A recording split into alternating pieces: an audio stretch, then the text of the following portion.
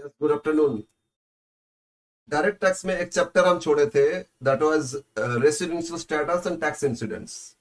तो अब उस चैप्टर को हम लोग कंप्लीट कर लेते। तो इसमें जो भी क्वेश्चंस है वो मेनली क्वेश्चंस ये आ रहा है कि इंडिविजुअल्स का आ रहा है।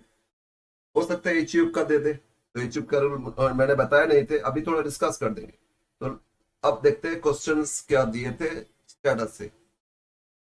फर्स्ट थ्योरी नोट्स था, थ्योरी था शॉर्ट नोट्स कि non resident of India, resident और resident but not all resident, तीन ही तो होता है ना। तो ये इसके बारे में हो सकता है, इस पर डीम्ड रेसिडेंट पूछ ले आपसे। डीम्ड रेसिडेंट क्या बोलते हैं? अगर किसी का इनकम इंडियन ओरिजिन जो बाहर रहता है, या इंडिया से कोई बाहर सर्विस करने के लिए गया, उन्होंने उनका अगर इंडिया से इनकम अर्न कर लिए, इंडिया से, ठीक है, बाहर का इनकम नहीं है, इंडिया से अर्न किए, सोर्स ऑफ इनकम इंडिया है, तो इस केस में अगर 50 लाख से ज्यादा वो अर्न कर लेता है, तो उस ईयर में, उस प्रीवियस ईयर में उनको बाय डिफॉल्ट डीम्ड रेसिडेंट माना जाएगा। ऐसे सेक्शन 61, 66 ये सब नहीं करने से भी बाय डिफॉल्ट उनको डीम्ड रेसिडेंट माना जाएगा। अब अगर वो सेक्शन 61, 66 सब फुलफिल कर लेता है, तो फिर नॉर्मली आपका ऑर्डिनरी रेसिडेंट हो जाएगा ना। बट अदरवाइज वो क्या होगा? बाय डिफॉल्ट तो डीम्ड रेसिडेंट तो बनेगा ही। बस यही था और कुछ नहीं। तो अब हम लोग आ जाते हैं क्वेश्चंस में। क्वेश्चन नंबर सेकंड ये था, mister X citizen of UK came to India first time on May 2017 और यहाँ स्टे किए। कितना दिन स्टे किए दे दिया है, हर साल कितना दिन करके यहाँ रहना रहे वो आपको डिटेल्स दे दिया है। तो उससे हम लोग डेज काउंट करेंगे, ईच एंड एवरी ईयर कितना दिन इंडिया में थे, और वो डेज काउंट करके अब हम लोग स्टेटस बताएंगे उनका। पहले हम कुछ पूछ रहे हैं आप लोगों से, बताओ क्या मिस्टर एक्स कुछ एक्सेप्शनल केस में आ रहा है? तीन एक्सेप्शन बोले थे। कोई इंडियन बाहर जा रहा है सर्विस के लिए, तो सेक्शन 61 में बेसिक कंडीशन जो था टू, फर्स्ट था 182 डेज रहना है, और सेकंड था आपका लास्ट ईयर प्रीवियस ईयर में 60 डेज, इससे पहले के 4 प्रीवियस ईयर मिला के 365 डेज। ये दोनों कंडीशन था ना। बट तीन डिफरेंट पर्सन के लिए ओनली स्पेसिफिकली फर्स्ट कंडीशन देखा जाएगा, सेकंड कंडीशन उनके लिए अप्लाई नहीं होता है। तो कौन कौन ये इसमें आ रहे हैं, कवर हो रहे हैं? एक, कोई इंडियन बाहर जा रहा है सर्विस के लिए। सेकंड, कोई इंडियन ओरिजिन जो बाहर रहता है, जो इंडियन ओरिजिन जो बाहर रहता है, वो आप इंडिया आया विजिट के लिए। थर्ड, कोई इंडियन शिप में काम करते हैं, जो टूर में रहता है इधर उधर फॉरेन टूर में, इंडियन शिप में काम करते हैं एज ए क्रू मेंबर्स। तो इन तीन पर्सन के लिए सेक्शन 61 का जो बेसिक कंडीशन फास्ट देखोगे, मतलब 182 डेज ही देखोगे, उनके लिए अप्लाई होगा, राइट। क्या मिस्टर एक्स ये क्या इंडियन ओरिजिन? नहीं, यूके का सिटीजन बोला, इंडियन ओरिजिन तो बोला नहीं। सिटीजन यूके का हो सकता है, इंडियन ओरिजिन भी तो हो सकता है। नहीं, क्या इंडिया से बाहर गए सर्विस के लिए? नो, तो नॉर्मल केस है। इस केस में 61 का दोनों देखेंगे। ये 18 जीरो का क्वेश्चन है, ठीक है। यस, तो फर्स्ट उन्होंने फर्स्ट टाइम 17 में आया था और 3 साल continue without any break stay किए इंडिया। फिर चले गए फर्स्ट में 2020 बाहर चले गए, यूएसए चले गए। फिर इंडिया रिटर्न आया अप्रैल 21 को, फिर went back to USA on 1/12/21। अप्रैल 21 से दिसंबर 21, फर्स्ट दिसंबर, इतना दिन इंडिया में थे, फिर चले गए बाहर। लेकिन फाइनली इंडिया में आया 20 जनवरी 2023, इसके बाद स्टिल यहीं पे है। तो determine status for the assessment year 24-25, मतलब प्रीवियस ईयर 23-24। Okay, yes. तो इसमें ना कितना दिन इंडिया में थे, कितना दिन इंडिया से बाहर थे, ये सब एक बार कैलकुलेशन करेंगे। इंसिडेंट्स और tax incidents, PNC, residence status and tax incidents. इसमें अब क्वेश्चन 2, अपना रिवीजन सेट का क्वेश्चन नंबर 2। इसमें फाइंड करेंगे कितना दिन थे, वो तो डिटेल्स दिया नहीं, तो हम लोग फाइंड करेंगे एक टेबल। ये टेबल थोड़ा लेंथी होगा, लिखो टेबल शोइंग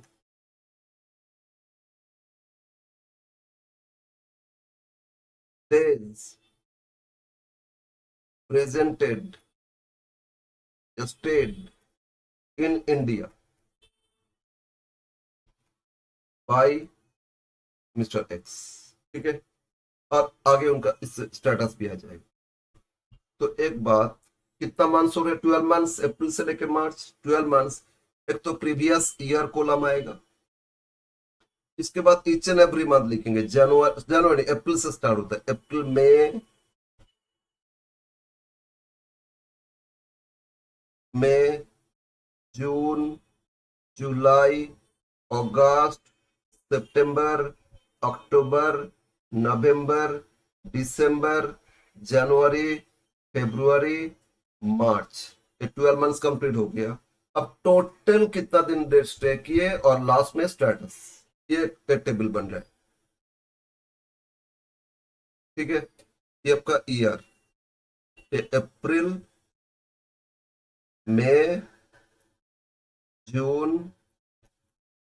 जुलाई अगस्त सितंबर अक्टूबर नवंबर दिसंबर जनवरी फरवरी मार्च, फिर टोटल और इसमें स्टेटस।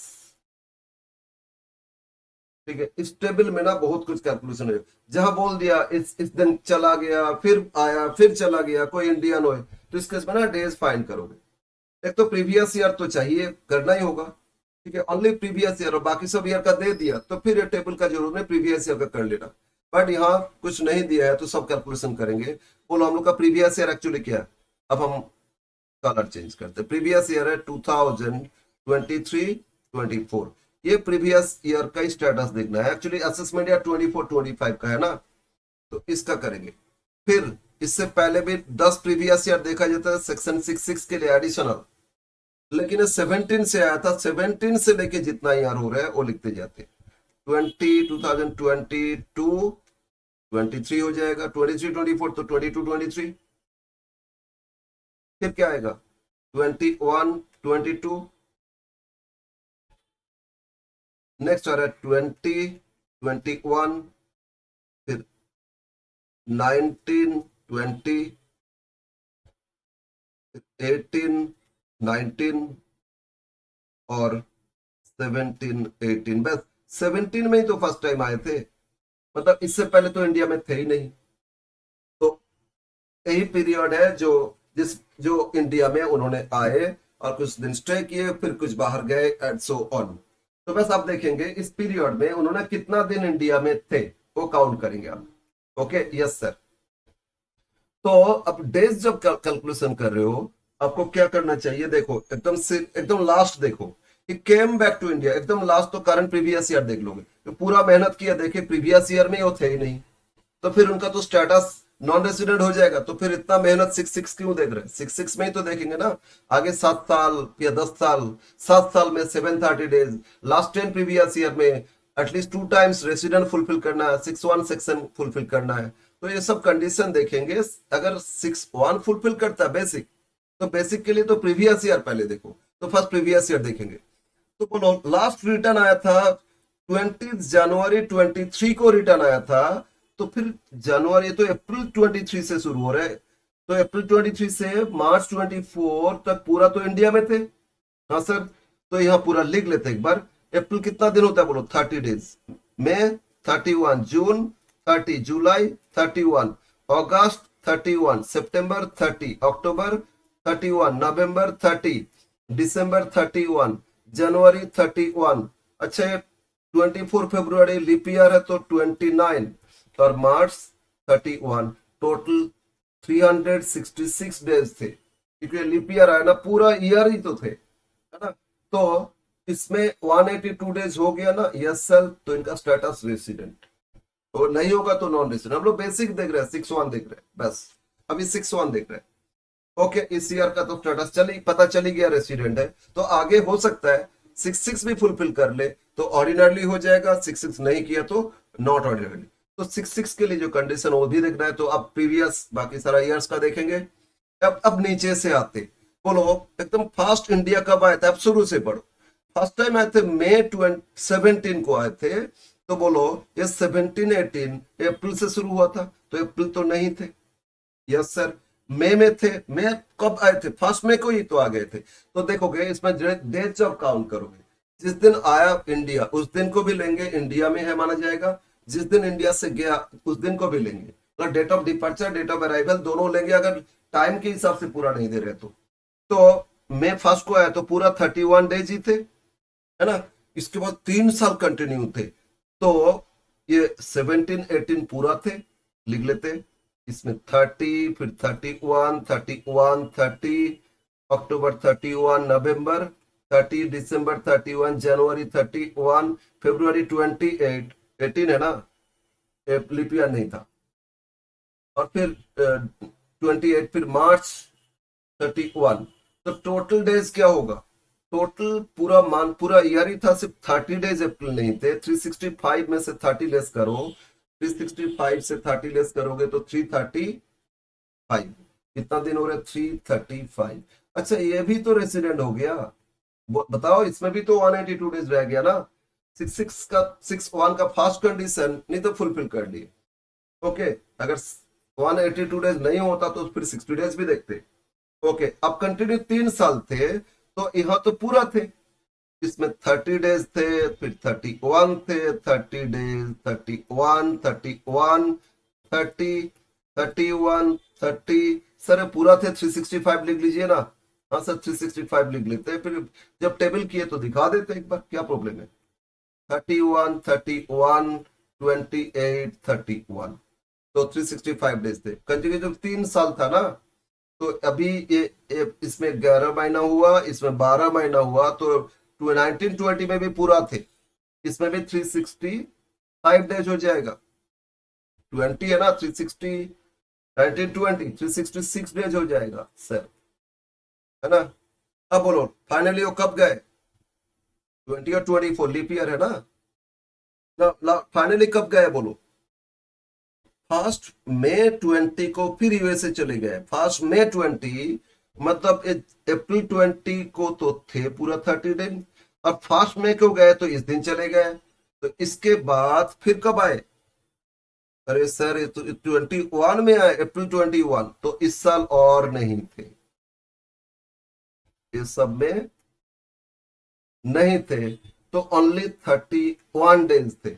ओके, इसमें अगर लिख रहते तो 30, 31, 30, 31, 31, 30, अक्टूबर 31, नवंबर 30, दिसंबर 31, जनवरी 31। एक बार देखोगे 20 है ना, 20 फरवरी 20 तो लीप ईयर, तो 29 डेज, और इसमें 31 डेज, 366 डेज। अब इसमें तो सिर्फ 31 डेज थे, अब 21 कब आए फिर, सर 21 को फर्स्ट अप्रैल ही return to India, first April 21 को रिटर्न आ गए। अरे 21 फर्स्ट अप्रैल मतलब अप्रैल से ही चले आए, इसी दिन से आए, 30 अप्रैल पूरा थे, फर्स्ट को आया ना, उस दिन को मिलेंगे। फिर 21 दिसंबर, फर्स्ट दिसंबर 21 को चले गए। अच्छा ये दिसंबर 20, फर्स्ट दिसंबर को गए ना, तो यहाँ दिसंबर 21 ये एक दिन थे, इसके बाद नहीं थे, तो इसमें 31 डेज थे, फिर 30 डेज थे, फिर 31, फिर 31, 30, अक्टूबर 31, नवंबर 30 डेज था, और दिसंबर में एक दिन थे, है ना। यस सर, तो इसमें काउंट कर लो एक बार कितना हो रहा है, 1, 2, 3, 4, 5, 6, 7, 8, 240, 1, 2, 3, 4, 5, 245। कितना हो रहा है आपका, एक मिनट, 30। यस सर, 1, 2, 3, 4, 5, 6, 7, 8, 240, 24, 240, 1, 2, 3, 4, 245, 245, ये भी तो 182 डेज हो गया। सर इसमें भी रेसिडेंट है, इसमें भी रेसिडेंट है, इसमें भी रेसिडेंट, लेकिन इसमें 60 डेज से भी कम हो गया, ये तो नॉन रेसिडेंट हो गया। हाँ सर, अब बोलो फिर कब आया, कब आया फिर बोलो ना। उन्होंने सर फिर आए दिसंबर 21 में तो चले गए थे, फिर 20 जनवरी 23 को आए। अच्छा तो ये नहीं थे, जनवरी में आए 23, दिसंबर तक नहीं थे, जनवरी 20 को आए, तो मतलब 20 से लेके 31 12 डेज थे। जनवरी कितना, 12 डेज था, 20 को आया ना, उस दिन को भी लेके 19 डेज छोड़ दो, मतलब टोटल 31 में से 19 डेज कर दो, बाकी कितना दिन हो रहे हैं, 12 डेज। फेब्रुआरी कितना, 28 डेज। मार्च कितना, सर मार्च 31 डेज। इसके बाद तो यहाँ कंटिन्यू रहे थे, तो इसको जोड़ लो फिर 30, 30, 20, 50, 50, 60, 50, 60, 71 डेज। कितना दिन हो रहा है? 30 तो 50, 60, 71 डेज हो रहे हैं ना? Yes sir. अच्छा, ये तो 60 डेज से अबव हो गया। हाँ सर, 60 डेज से अबव हो गया। जब 60 डेज से अबव हो गया तो इसमें, एक मिनट, आपका कब आए थे बोलो तो? एक मिनट, हम डेज काउंट करने में मिस्टेक तो नहीं कर रहे? 20th को आए थे ना? हाँ 20th को। तो 19 डेज नहीं थे? ठीक ही किए। 31 में से 19 लेस करो ना, 2 11, यस 12 दिन, है ना? तो ये हो रहा है कितना? 71 डेज। 60 से तो अबव हो गया। 60 से अबव है तो हम लोग ये देखते लास्ट 4 प्रीवियस ईयर में कितना 365 होना चाहिए। हाँ सर, ये लास्ट 4 प्रीवियस ईयर मिला के तो 365 से बहुत ज्यादा रह गया, तो ये भी रेसिडेंट हो गया। तो इन्होंने लास्ट, ये करंट प्रीवियस ईयर छोड़ो, लास्ट कितना प्रीवियस ईयर है? लास्ट ये जो प्रीवियस ईयर है करंट को छोड़ के, इतना सारे प्रीवियस ईयर है। कितना? 1 2 3 4 5 6 ही तो साल थे, इससे पहले तो नहीं थे। उसमें 1 2 3 4 5 बार रेसिडेंट फुलफिल कर लिए। हाँ सर, 2 साल से ज्यादा, 2 बार से ज्यादा रेसिडेंट फुलफिल कर लिए। Yes sir. और लास्ट 7 ईयर्स में 730 डेज हो जाएगा। ये 2 साल ही जोड़ लोगे, ये 2 साल जोड़ लोगे तो 730 से अब हो गया, है ना? तो फिर आपका इन्होंने ऑर्डिनरी रेसिडेंट हो जाएगा। बस आप लिखना है, मतलब इस साल में इनका स्टेटस क्या होगा? ORI। क्या स्टेटस हो जाएगा ना? ऑर्डिनरीली रेसिडेंट ऑफ इंडिया हो जाएगा, ORI हो जाएगा इसमें। Okay, yes sir. अब हम लोग उसी को नीचे लिखेंगे। तो लिखो, अब क्या लिखोगे? ये टेबल से सारा डिटेल्स हो गया, डिसीजन आ गया हम लोग का। ठीक है, लिखो इज सेटिस्फाइड या ही fulfil section 6(1).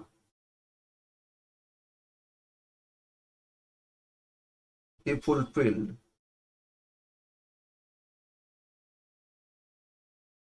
section 6(1) first condition as he was in India for in previous year 2023-24 366 days more than कितना दिन? 182 डेज। तो 6(1) फुलफिल कर दिए। 6(1) फुलफिल किए तो रेसिडेंट तो हो गया। अब देखेंगे वो ऑर्डिनरी या नॉट ऑर्डिनरी, इसके लिए 6(6). he also satisfy, he also fulfill या satisfy।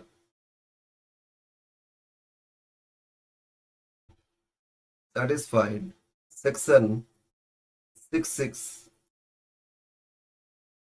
6(6) both condition। 6(6) में ना दोनों ही कंडीशन फुलफिल करना है। क्या कंडीशन है? एक, he was a resident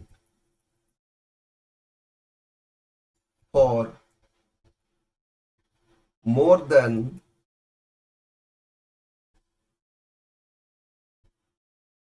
2 years, 2 और above होना चाहिए। 2 years, more than 2 years।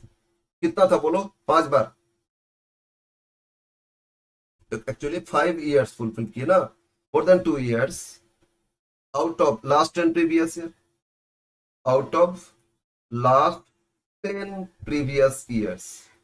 Actually current previous year 23-24 नहीं, इससे पहले जो 10 प्रीवियस ईयर, उसमें उनको कम से कम 2 साल, मतलब मोर देन वन, मतलब कि 2 या 3 4 5 कुछ भी करे, उनको रेसिडेंट फुलफिल करना 6(1). ठीक है, इसमें तो 5 बार फुलफिल किए तो मोर देन 2 years फुलफिल किए। एंड सेकेंड, एंड इसमें दोनों ही होना चाहिए। And second, he was also in India more than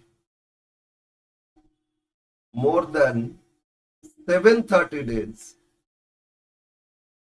कितना दिन? more than 730 days in last 7 previous years।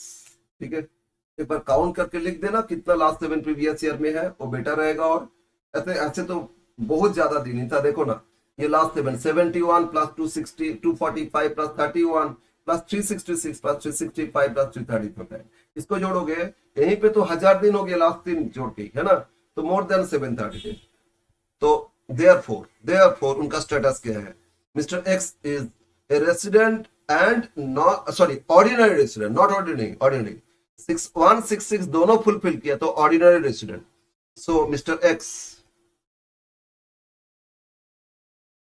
Mister x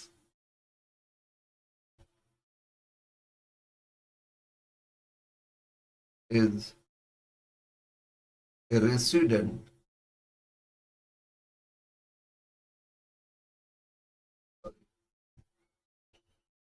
और ये प्रॉब्लम अकॉर्डिंग में हमको रेसिडेंट एंड ऑर्डिनरीली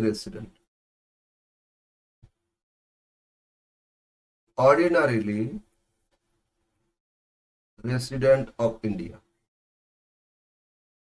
ठीक है। 61 फुलफिल किए तो रेसिडेंट तो हो गया, 66 भी फुलफिल किए तो ऑर्डिनरी रेसिडेंट हो गया, 61 नहीं फुलफिल करते तो नॉन रेसिडेंट हो जाता, और 61 फुलफिल किए लेकिन 66 नहीं किए तो not ordinary resident, resident but not ordinary resident होता। बस ये आपका, तो अब ये था क्वेश्चन 1। इनका स्टेटस ही पूछा गया था, इनका इनकम इंडिया से कितना, बाहर से कितना, कुछ दिया नहीं, तो उससे टैक्सेबिलिटी इंसिडेंस वो इसमें नहीं अप्लाई होगा।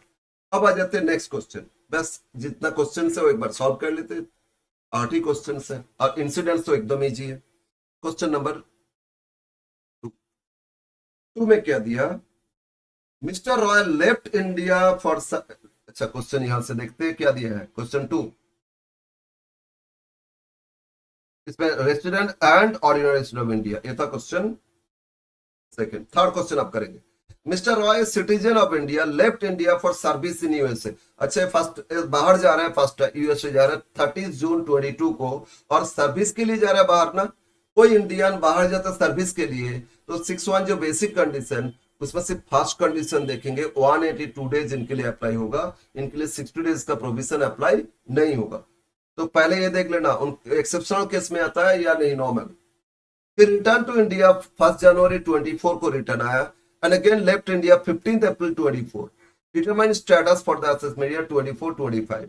अब उन्होंने कुछ अर्न किए, अर्निंग 12,40,000 रुपीज यूएसए में अर्न किए प्रीवियस ईयर, और he also earn 2,40,000 as interest from fixed deposit in India, India से भी अर्न किए, सोर्स ऑफ इनकम है इंडिया से है। तो इसमें पहले स्टेटस फाइंड करना है, उसके हिसाब से इंसिडेंट्स भी बताना है, उनका इनकम यहाँ टैक्सेबल होगा या नहीं। ओके पहले स्टेटस फाइंड करते हैं, ठीक है। Yes sir. ओ क्या किए मैंने, कहाँ चले गए, मैंने कुछ और टिक कर दी। खैर तो फर्स्ट स्टेटस फाइंड करेंगे।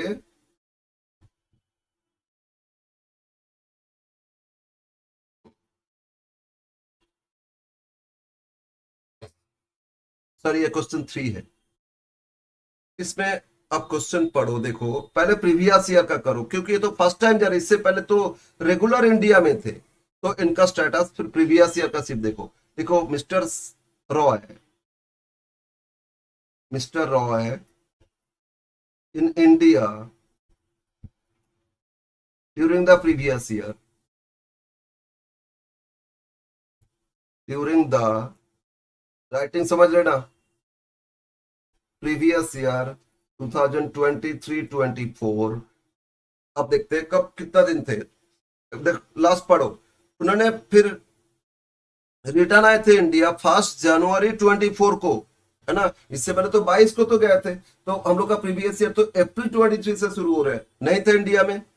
1 जनवरी 24 को आए तो फ्रॉम, फ्रॉम लिख लेते, फ्रॉम 1 जनवरी 2024 टू कब तक रहे, 15 अप्रैल 24 चले गए, फिर left India, again left India. लेकिन 15 अप्रैल नहीं, हम लोग को तो प्रीवियस ईयर 31 मार्च हो रहा है ना, तो 31 मार्च 2024, अप्रैल का 15 डेज तो नेक्स्ट ईयर में आ रहा है, हम लोग का प्रीवियस ईयर 23-24 मार्च, 31 मार्च को एंड हो गया, ठीक है ना। Yes sir. तो 1 अप्रैल से क्या देखेंगे, 1 अप्रैल से 1 अप्रैल से 31 मार्च 24 यही देखेंगे, ठीक है ना। 1 अप्रैल से 31 मार्च 24 देखेंगे। बोलो अप्रैल कितना दिन हो रहा है, सॉरी जनवरी 31, फेब्रुआरी कितना, फेब्रुआरी आपका 28, सॉरी 29, और मार्च कितना 31। आप जोड़ो इसमें 91 डेज, लेस देन 182 डेज।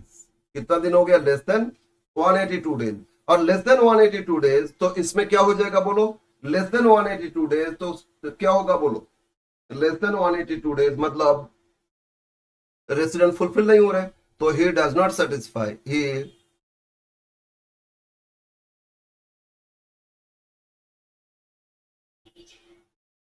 अरे क्या लिख रहे हैं,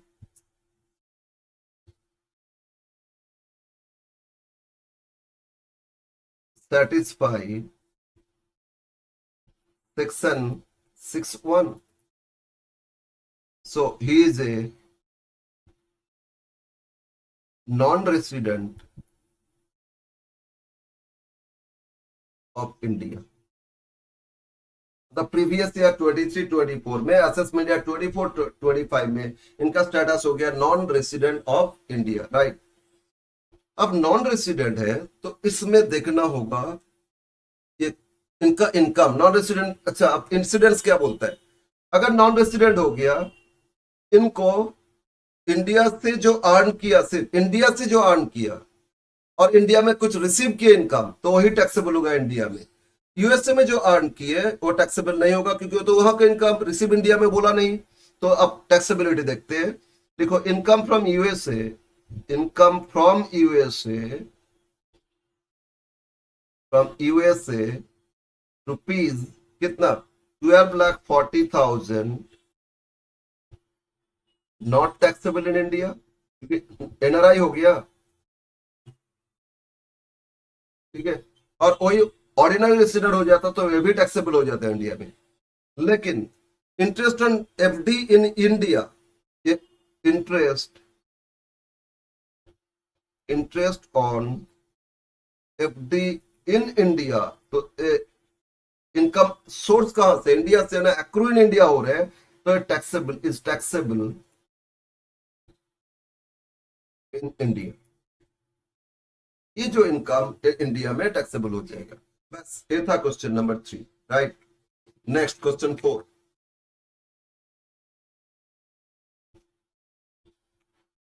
question number 4, mister Watson an Australian citizen. Question पढ़ो एक बार, देखो क्या दे रहे हैं। एक मिनट, हमको एक मैसेज करना है।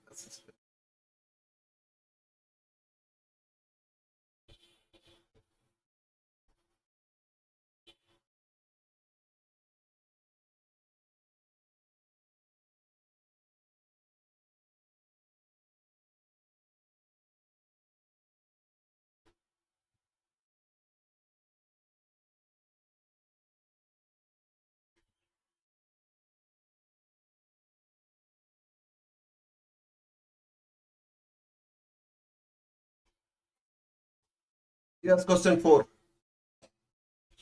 Mr. Watson, an Australian citizen, visited India for 105 days. अच्छा क्वेश्चन दिखा देते हैं, क्या है question. Third fourth, Mr. Watson, an Australian citizen, visited India for 105 days each year since 1718. But during 23-24 previous year, he came to India on 1/7/23. But due to some health issue, he stayed 30 more days than normal schedule. Normally 105 days रहता है हर साल, लेकिन इसमें 30 और extra मतलब 135 days रह गया previous year में। Find status for the assessment year, बस यही एक लाइन में पूछा क्वेश्चन, ठीक है। तो अब इस क्वेश्चन को सॉल्व करते हैं।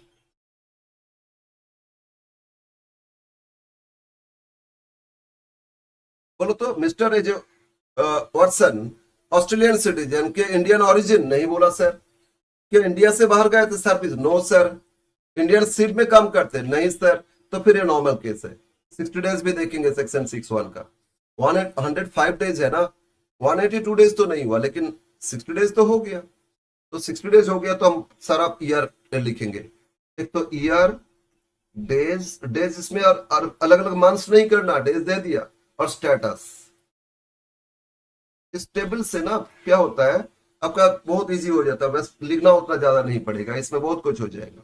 ईयर 2023 24 ये प्रीवियस ईयर हो गया, है ना। और लास्ट कब कब से आ रहा है, 17 18, ओहो। चलो सभी ईयर का करते जाओ।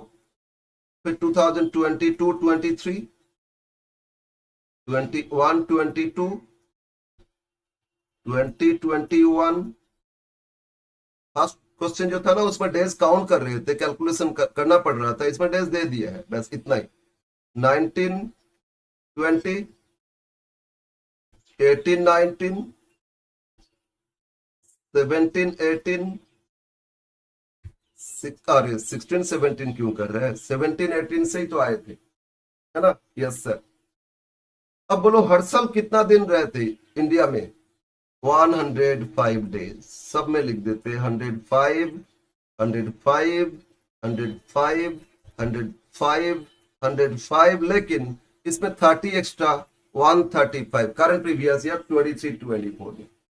अब स्टार्टअप देखेंगे, इनके लिए क्या हो रहा है देखो, इन्होंने यानी कि एक्सेप्शनल केस में आया तो नॉर्मल केस है, तो 60 डेज हो गया ना। Yes sir. इससे पहले 4 प्रीवियस ईयर अगर हम देखें, इसको छोड़, इसके लिए देखेंगे, इससे पहले 4 प्रीवियस ईयर कितना, 420 दिन हो गया ना, 365 डेज से अब हो गया, तो रेसिडेंट। प्रीवियस ईयर में 60 डेज और लास्ट 4 प्रीवियस ईयर में 365 डेज, सेक्शन 61 का सेकंड कंडीशन है फुलफिल कर लिए। Yes sir. अब यहां भी देखेंगे, इस ईयर के लिए, इस ईयर में 60 डेज से अबव हो गया और लास्ट 4 प्रीवियस ईयर में 365 डेज से अबव, तो इसमें भी रेसिडेंट हो गया। अब इसके लिए देखते, इस ईयर में 60 डेज से अबव और लास्ट 4 प्रीवियस ईयर में भी 365 डेज से अबव, तो इसमें भी रेसिडेंट हो गया। बट इसमें इसके लिए देखते आप 105 डेज, लेकिन लास्ट 3 ही तो साल थे, 315 दिन, तो इसमें तो 60 डेज तो हो गया, लेकिन 365 डेज नहीं हो रहा है, तो इसमें नॉन रेसिडेंट, इसमें भी नॉन रेसिडेंट, इसमें भी नॉन रेसिडेंट, इसमें भी नॉन रेसिडेंट। इससे पहले तो इंडिया में ही नहीं आ रहे थे। ओके सर, लास्ट प्रीवियस से छोड़ के 2 बार तो रेसिडेंट हो गया ना, ये 2 बार हो गया लास्ट 10 में से। यस, 6 का सेकंड कंडीशन फुलफिल किए, आप तो फुलफिल कर लिया, 6 रेसिडेंट हो गया ना, तो इसमें देख लेते हैं, उसी को लिखेंगे। और लास्ट 7 प्रीवियस ईयर में 730 डेज रहना चाहिए, तो लास्ट 7 प्रीवियस ईयर नहीं थे, 1 2 3 6 साल ही तो था ना, कितना दिन जोड़ लो एक बार, तो ये लिखो। अब लिखो डिटेल्स, हो गया स्टेटस। लिखो mister mister Watson satisfied section 61 as it was in India 135 days more than 60 days in previous year 2023-24 and 420 days more than 365 days in last 4 previous years। 61 का जो सेकंड कंडीशन है, इसमें 2 चीज देखते हैं, 60 डेज प्रीवियस ईयर 23-24 में होना चाहिए और लास्ट 4 प्रीवियस ईयर मिला के 365 डेज होना चाहिए, तो 61 फुलफिल हो गया, तो इनका तो रेसिडेंट तो बन गया। अब देखेंगे but A does not satisfy section 66 second condition। क्या कंडीशन था, he was in India in last 7 previous year। First तो फुलफिल हो रहा था, वो लिखे नहीं, सेकंड 66 में दोनों ही फुलफिल करना, एक भी फुलफिल नहीं किए तो होगा नहीं। 7 previous he was in India, कितना दिन करके 105 करके 6 साल ही तो चले थे ना, 100 इंटू 600 630 दिन, 630 डेज लेस देन 730 डेज। इसलिए फुलफिल नहीं किए। तो बोलो 6(1) फुलफिल किए, 6(6) नहीं। तो he is a resident but not ordinary resident. So he is a resident but not ordinarily resident of India.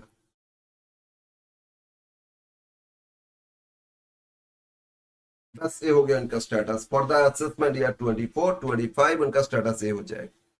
Okay, समझ में आया। इसी तरह क्वेश्चन है 5-6, ठीक है ना। 6 थोड़ा अलग है, तो इसमें डिम रेसिडेंट का प्रोविजन आ रहा है, तो ओके। और 3-4 क्वेश्चन है, सॉल्व कर लेंगे। नाउ क्वेश्चन 5 फटाफट सॉल्व करते, फटाफट, कुछ नहीं है चैप्टर में। क्वेश्चन नंबर 5 देखो, अब क्या दिया 5 में। अरे हैंग हो जाता है ना, यही तो प्रॉब्लम। और हैंग होने से देखते हैं मेरा वीडियो रुक रुक जाता है, और रुक रुक के होता है, मतलब वीडियो क्वालिटी खराब कर देता है, पता नहीं क्यों हो रहे वो। ये दिखाना पड़ेगा किसी। यस, ये क्वेश्चन है 5। Anderson, a foreign national, came to India first time on November 19. Subsequent stayed India, अच्छा 1920 सभी ईयर में कितना दिन करके रह रहे थे वो दे दिया, बहुत अच्छा है। During the previous year 23-24 he earned 3,70,000 from business in Bangladesh, control from India। अच्छा, और वो इंसिडेंट्स का पार्ट है, खैर कोई बात नहीं। अब पहले देख लेते उनका स्टेटस क्या होगा, पहले देख ले उनका स्टेटस क्या है, ठीक है ना। Yes sir. तो हम लोग क्या देखेंगे, एक foreign national first time India 19 में आए थे और हर साल कितना दिन रहे वो दे दिया आपको। तो हम लोग एक वही करेंगे, ईयर, डेज और स्टेटस, जैसे लास्ट क्वेश्चन की। कब से आना शुरू किया, चलो प्रीवियस ईयर 23-24, पहले ये प्रीवियस ईयर देखेंगे, है ना। इसके बाद तो आगे प्रीवियस ईयर, फिर 22-23, 21-22, 20-21, 19-20, और उन्होंने नवंबर 19 को ही आए थे, तो मतलब बस इससे पहले तो थे ही नहीं इंडिया में। फिर डेज देखेंगे, स्टेटस देखेंगे। अब शुरू से दे रहे हैं 19 से आए थे, यहाँ 80 डे पीछे से दे रहे हैं।